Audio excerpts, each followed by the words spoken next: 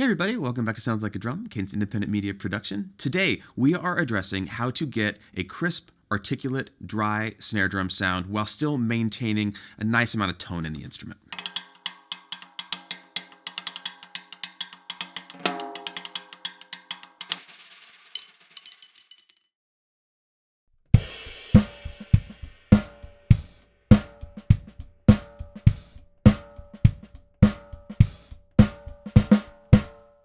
All the snare sounds you're going to hear today are going to use no muffling of any kind. Obviously, we can quell things with that, but we want to figure out how to get a great sound to start with, and then we can manipulate that later if we need to. Now, we're going to kind of go back to front today and start with our final sound so you can hear where we want to end up before we go into all the things that we're trying to deal with.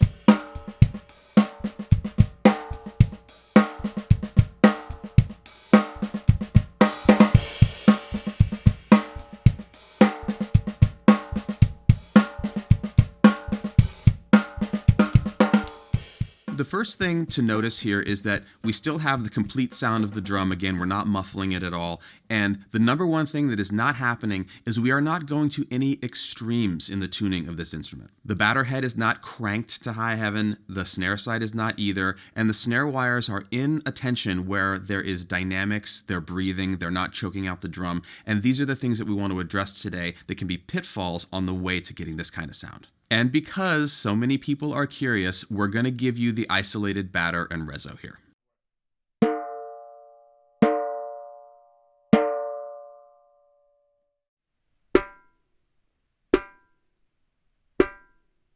For today's demonstration, we're using our Acrolite with a G1 coated batter, a snare side 300, and concert 12-strand pure sound wires. There's nothing particularly special about any of this that is going toward the sound that we're discussing today. This is actually just because we needed to change the snare side head, and we also needed to change the wires, and this is what we had in front of us, so we ran with it. This is a perfect chance to address the fact that you don't need special heads, special wires, a special drum, a certain number of lugs, any of that stuff to achieve a crisp, articulate sound. You can do it with most any drum just through tuning. Now, if you're hearing our preferred final sound and feeling like it's not that short or it's not short enough for you, something to keep in mind is that inside of a musical context with other instruments, a lot of what you're hearing in your drums is getting swallowed up by the other instruments in a rehearsal or at a gig or wherever it might be. So if we go for the shortest sound possible in a vacuum, it's going to get shorter even than that in an actual musical scenario, even in a recording situation. So what this means to us is don't go to extremes in this particular direction. Walk it there slowly and see just how short you actually need it to be once you're actually making music.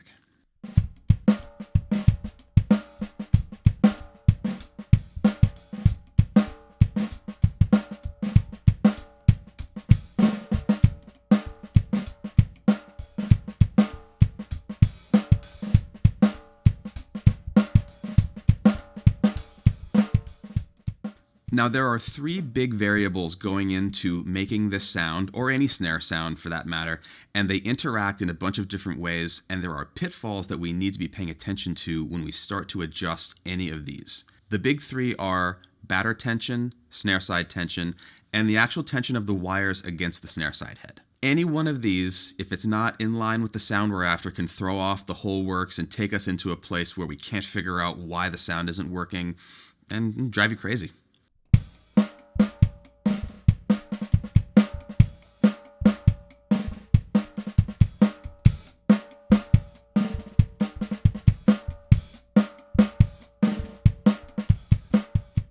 Within each of these variables, there are common recommendations that we find online that can very easily take us way out in the weeds and make it impossible to make the drum function and get us this sound. First, we're going to demonstrate the sound of the wires being overtensioned with the drum tuned to an average medium place.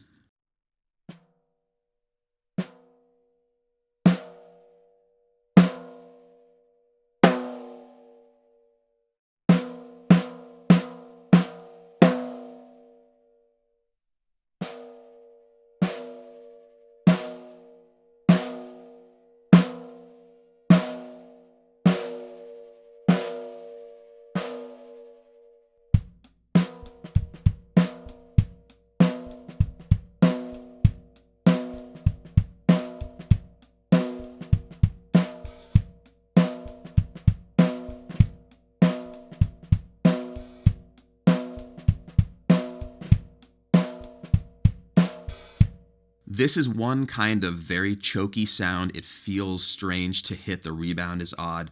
And you may be noticing that the drum sounds like it's out of tune now, but what's actually going on is the pressure of the wires on the bottom head is altering the tuning of that head because it's pressing on it, just like if you put your hands on it.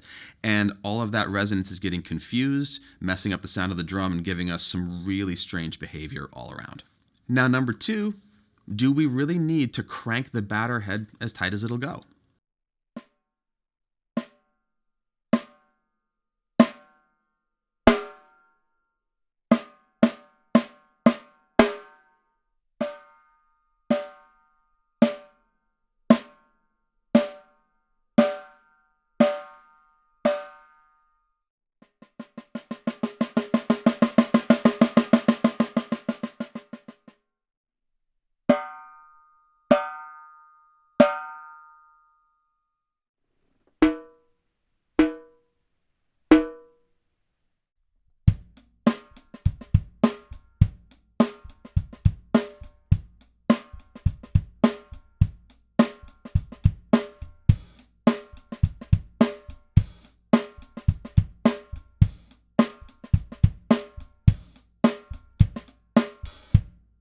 This idea seems to come from an overarching idea that tension, higher, higher, higher, means more, more, more articulation. And the higher you go, the more articulate things are going to get. This is a complicated thing because it does make a shorter sound, and it's not necessarily a bad sound, but we've stifled the resonance of the instrument. The dynamic range, smaller, again, doesn't feel very good to hit. But this is also not an invalid sound, frankly. The last one wasn't either. There are places where this could be totally useful, could be the right sound. We're not about saying that you're making a bad sound here or that we're making a bad sound. This is just so you understand that this is the sound of a totally reefed batter head with the other variables in a middle and functional range. And finally, number three, and based on what I've seen, the most common, tabletop tight snare side head.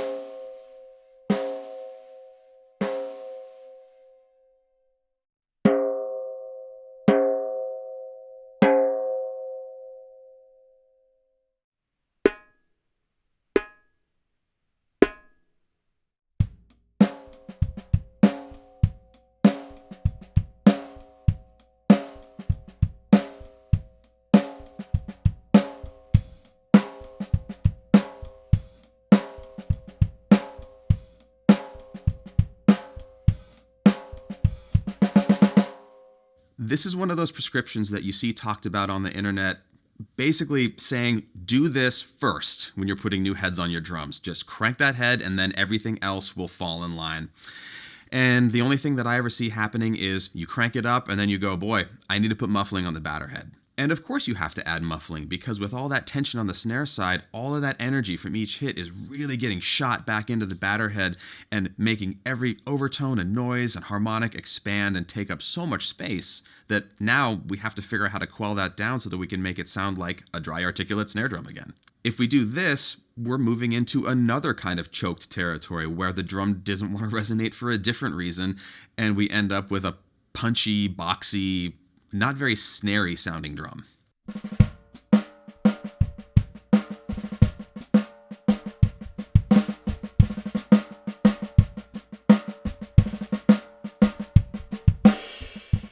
Now, again, we need to reiterate that this isn't about bad sounds and good sounds. This is about variables that are a part of the process for getting a crisp articulate sound that if you go to extremes or if you're not fully paying attention to how they're interacting, they can detract from that original sound that was where we were trying to go in the first place. It's also worth noting that a choked drum is going to sit in a mix differently than an unchoked drum, and particularly in situations where you are using a wider dynamic range. And that can lead us to doing some things to our drums like this that make sense when we're by ourselves, but are not necessary in the context of music when instruments are playing and everything else. So again, and we say this a lot, don't be terribly afraid of some of those ancillary sounds. They can be problematic, but rather than worrying about them being problematic up front, allow yourself the opportunity to utilize them. And if someone is struggling with it in the band or a sound guy or something, that's okay. But cross that bridge when you come to it. Don't freak out about it when you're getting ready.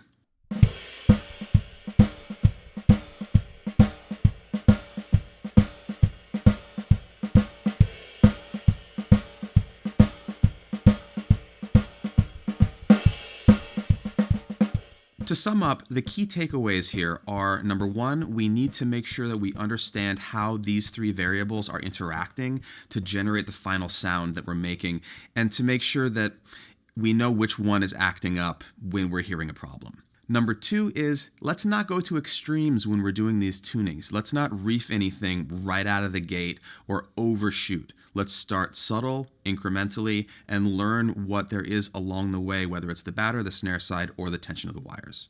The same rules on The Price is Right apply here. If you overshoot, you don't win, so try to just be a little bit under and everything will be okay. And finally, this is kind of a big one. We really adhere to this here. When you're tuning a drum, don't start out knowing that you're going to muffle it a lot. Start out with, how close can I get without muffling? And then once you get as close as you can, same thing with with everything else, incrementally, a little bit at a time. Don't start with 3 moon gels. Start with a little tape. Take it a little bit at a time and learn what there is along the way so that the actual degree of it that you want can become apparent and you don't just jump all the way over.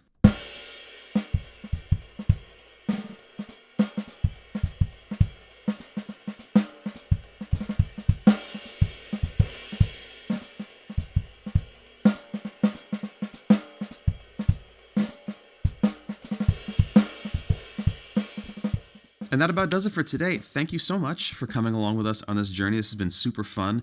If you want to help support, please follow the link below for the Patreon. That's the best way to help us continue to do this. We really enjoy making content over there as well as here. There is still exclusive content being made over there all the time. And finally, please like, comment, subscribe, click the notification bell, and leave us a comment if you have any particular opinions about crisp, articulate snare drum sounds and things you've done to achieve them, especially if it was still a drum with no muffling at all.